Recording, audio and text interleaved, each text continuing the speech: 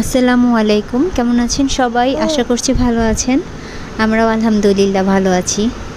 কিন্তু অতিরিক্ত রোদ আর গরমে ভালো থাকি যে কিভাবে সেটাই আর কি বুঝতে পারতেছি না। শারীরিকভাবে একদিক দিয়ে ভালো তো আরেক দিক দিয়ে খারাপ। প্রচণ্ড গরমে মানে জীবনটা শেষ হয়ে যাচ্ছে। রান্নাঘরের কাজগুলো তো মনেই চায় না করি, তার মধ্যে আরও বাচ্চা কাচ্চা আছে। বাচ্চা কাচ্চার পিছনে ছুটতে ছুটতে গরমে অবস্থা খারাপ। আর এই যে দেখেন আমার ছেলেটা মেহেরাবের হাতের কি অবস্থা, ওর হাতের চামড়া উঠে চুলকিয়ে পরে লাল হয়ে গেছে। তো ওকে ডাক্তারের কাছে নিয়ে গিয়েছিল ওর বাবা। তো এই ওষুধগুলো দিয়েছে আর এই কিছু টেস্ট দিয়েছে, বেশিরভাগই অয়েন্টমেন্টগুলো দিয়েছে যেহেতু চুলকানোর সমস্যা। আর ব্লাডে নিশ্চয়ই অ্যালার্জি রয়েছে, নয়তো বা এত চুলকাবে কেন? সারাক্ষণই শরীর চুলকোতে থাকে, আর বিশেষ করে গরমে ঘামিয়ে আরও বেশি চুলকায়। তো এই যে ওষুধগুলো দেখতে পাচ্ছেন, এগুলো আর কি খাওয়াতে বলেছে, একটা ভিটামিনের। আর যে ড্রাই কেয়ারটা দেখলেন ওটি স্প্রে, ওইটাও যে হাত ঘামায় লেখার সময় এর জন্য দিয়েছে। লেখার সময় বা এমনিতেও অনেকক্ষণ হাত মুট করে রাখলে হাতটা ঘেমে যায়, তো ওইটার জন্য দিয়েছে। তো কচু শাক এনেছিল ওর বাবা। কচু শাক খাওয়াটা খুবই উপকারী, তবে ঝামেলার কারণে বেশিরভাগ আনানো হয় না। তো যাই হোক, কচু শাকটা এনেছিল, তো কেটে কুটে রেডি করে এটাকে এখন বসিয়ে দিয়েছি ধুয়ে।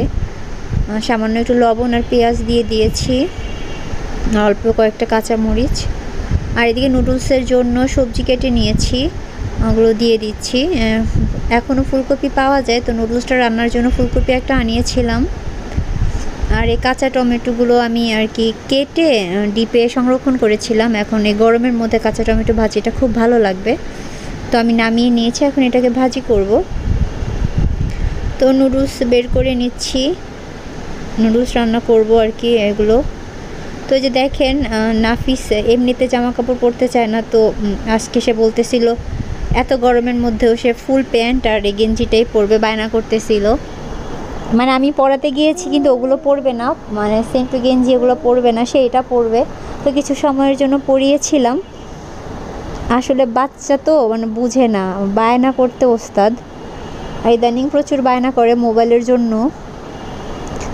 তো আমি এদিকে সবজি সিদ্ধ করে নুডলসগুলো ঢেলে দিলাম। তো এখন আমি বসিয়ে দিচ্ছি, টমেটো দিয়েছি সাথে একটু, আর মশলা দিয়ে দিচ্ছি, আর সামান্য একটু ধনিয়া পাতা দিয়ে ভালো করে নেড়ে চেড়ে নুডলসটা রান্না করে নিব। নুডলসটা আবার আমাদের ঘরে চলে বেশি, নাফিসও খায়, কিন্তু এই গরমে আসলে কিছুই খেতে মন চাচ্ছিল না। ওর বাবা বলতেছিল কি খাবা সন্ধ্যায়, আমি বলছি ঠান্ডা কিছু আনলে ভালো হতো। তো তরমুজ নিয়ে এসেছে, আমি ওই তরমুজটাই আর কি খাবো। তো আম্মু ওনারা আর কি এটা খাবে নুডলস। আর মেহেরা ইদানিং অত একটা নুডলস খেতে চায় না, তবে খাইয়ে দিলে ঠিকই খায়। তো এই ভিডিওটা আর কি ঈদের কয়েকটা দিন পরের, বেশি দিন পরে বলতে 4-5 দিন পরের। আর এইদিকে কচু শাকটাও প্রায় হয়ে গিয়েছে। আর মাঝখান দিয়ে দেখেছিলেন ওকে টিকা দিতে নিয়ে গিয়েছিলাম, টিকার ডেটটা রোজার সময় ছিল কিন্তু যাওয়া হয়নি ব্যস্ততার কারণে, রোজার মধ্যে এমনিতেই ঝামেলা ছিল। তো লাস্ট টিকাটাও দিয়ে নিয়ে আসছি। এই গরমে টিকা দিতে গিয়ে ইদানিং প্রচুর ঝামেলা হচ্ছে, মানে লাস্ট 3টা টিকায় প্রচুর ভিড় পড়ে, লাইনেই দাঁড়িয়ে থাকা লাগে প্রায় আধা ঘন্টা। তারপর আবার নিচে এসে টিকা যেখানে দেয় সেখানেও দাঁড়িয়ে থাকতে হয় অনেকক্ষণ। তো আম্মু আব্বু গ্রামে যাওয়ার আগে আর কি এই ভিডিওটা। তো আম্মুকে নিয়ে গিয়েছিলাম, আব্বু আম্মু গ্রামে চলে গেলে অনেক দিন মানে থাকবে না, তো পরে আবার লেট হয়ে যাবে তাই। তো আমি এদিকে কচু শাকটাও বাগার দিয়ে নিচ্ছি। অতিরিক্ত রসুন পেঁয়াজ দিলে আর গলা ধরবে না, আর একটু সামান্য তেল বাড়িয়ে দিলেই চলে। তো একটু মধু নিয়ে এসেছিলাম, যেহেতু নাফিস আর মেহেরাবের হালকা কাশি হচ্ছে, তো সামান্য একটু দুধের সাথে আর সামান্য রং চায়ের সাথে মিশিয়ে খাওয়াবো। আমি এখন এটার প্যাকিংটা ছুটিয়ে নিচ্ছি। তো মেহেরা বেশিরভাগই খালি খাওয়া পছন্দ করে। তো এটা আমার আম্মু থাকার ভিডিও, আম্মু নিয়ে এই কয়েকটা দিন ধরে আমার উপরে অনেক প্রেশার পড়ে যাচ্ছে, মানে সময় পেলেও পরে আর এনার্জি বা ইচ্ছাটাও থাকে না যে ভয়েস দিব, ভিডিও ছাড়বো। তবে না ছাড়লে কিভাবে হবে, ব্যস্ততা তো সবসময় থাকবে। না ছাড়লেও মনে হয় অনেক দিন ছাড়ি না, ভাল লাগে না, মানে পিছিয়ে যাচ্ছি এরকমটা মনে হয়।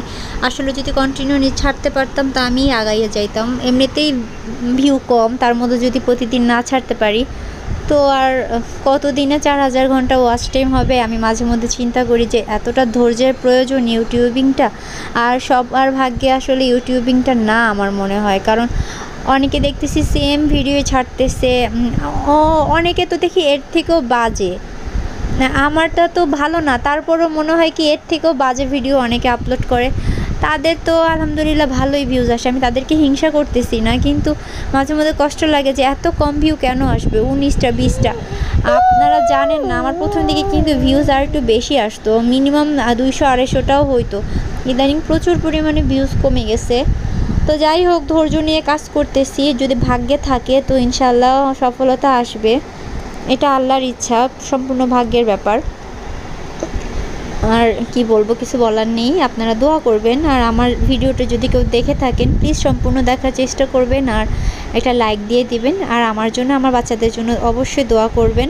আর আল্লাহর কাছে একটু দোয়া করেন যাতে আল্লাহ একটু বৃষ্টি দেয়, একটু শান্তি দেয়। মানে অশান্তিতে আসি, মানে একটু গরমে মাথা টাথা ব্যথা করা শুরু করে দেয়, না শুয়ে শান্তি আছে, না রান্না করে শান্তি আছে, কিছুই ভাল লাগে না। এদিকে ঠান্ডা পানি খাইলে, ঠান্ডা আইসক্রিম খাইলে লেগে যায় ঠান্ডা, কোন যন্ত্রণা।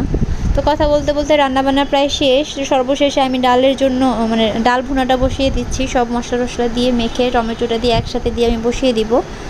এত সময় নেই আস্তে আস্তে রান্না করার, আমি ইদানিং সব কিছু মেখেই বসিয়ে দিই।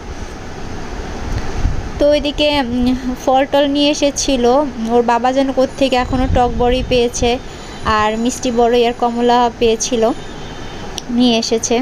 মানে ঈদের পরে আর কি, এই ভিডিওটা 4-5 দিন পরের। তো এখনও নাকি পাওয়া যায়, যাক ভালোই। রোজার সময় বেশি এগুলো খাইতে মন চায় না, রোজার সময় একমাত্র ভালো লাগছে তরমুজ আর আনারস এগুলো। তো আজকে আমার ভিডিওটা এ পর্যন্তই, আশা করি ভালো লেগেছে। দেখা হবে পরবর্তী কোনো ভিডিওতে। আল্লাহ হাফেজ, আসসালামু আলাইকুম।